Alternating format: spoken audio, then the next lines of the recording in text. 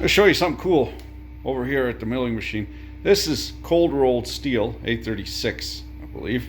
Or might be another designation. Very mild steel, but it's been cold rolled. You can see dimensionally, it's quite on target. We're going to machine a lot of this in order to, well, make a coat hanger, but show the internal stresses of it.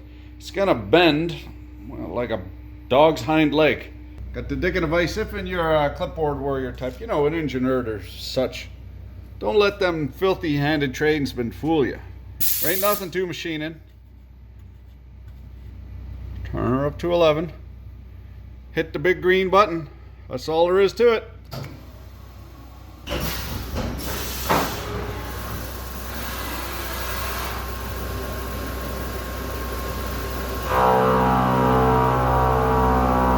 Bickety bam, lickety spit. We're done it. You'll notice I put in the two pieces, but the beautiful thing about CNC is if you don't tell the confuser, you can trick it into taking two pieces and making them into one.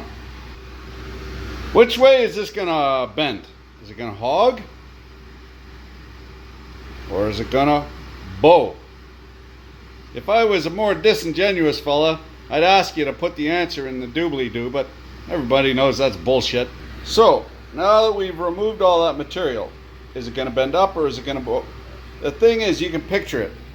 It's rolling through, it's getting squeezed by the rollers into this shape. Now, every action has an equal and opposite reaction. So if something's squeezing on it, that means that it's pushing out on those rollers. Okay, this flat stock is pushing out on the rollers what are squeezing it. And we go ahead and lop off the half of this. What do you think is going to happen? That's right, it's going to bow down this way, which means the center is going to bow up. Making sense?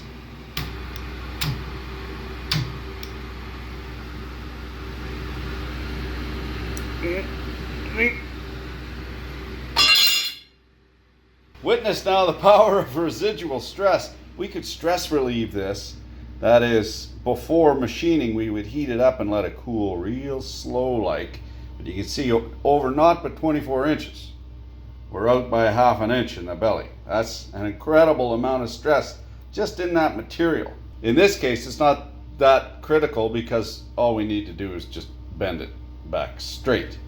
But you can see as you're machining, if you're machining asymmetrically, more on one side than the other, more on one thickness than the other, you are always going to get some amount of deflection due to residual stress.